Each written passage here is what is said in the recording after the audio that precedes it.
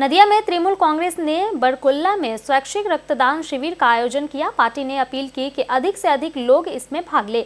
इस अवसर पर करीब 1000 लोग रक्तदान करेंगे और 500 जरूरतमंदों को वस्त्र वितरण किया जाएगा। यह शिविर आगामी 9 तारीख को अभिषेक बनर्जी के तहेरपुर दौरे और जनसभा की तैयारियों का हिस्सा है।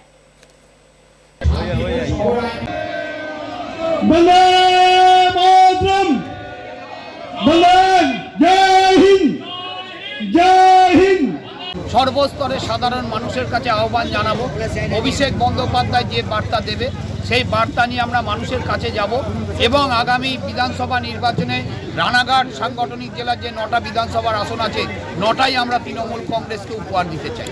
আজ এখানে কি কি অনুষ্ঠান চলছে? এখানে 1000 মানুষ স্বেচ্ছায় রক্তদান করবে। এখানে আমাদের দুপুরের আহারের ব্যবস্থা করা হয়েছে সকলের জন্য। আমাদের বস্ত্র বিতরণের ব্যবস্থা করা হয়েছে প্রায় 500 জন। আমাদের হেলথ চেকআপের ব্যবস্থা করা হয়েছে।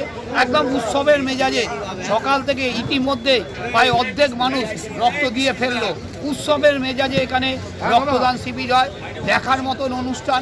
আমরাও আসার সুযোগ পাই, আমরাও সকলের সাথে মিলিত হওয়ার সুযোগ পাই। আর একটা বাড়তি পাওনা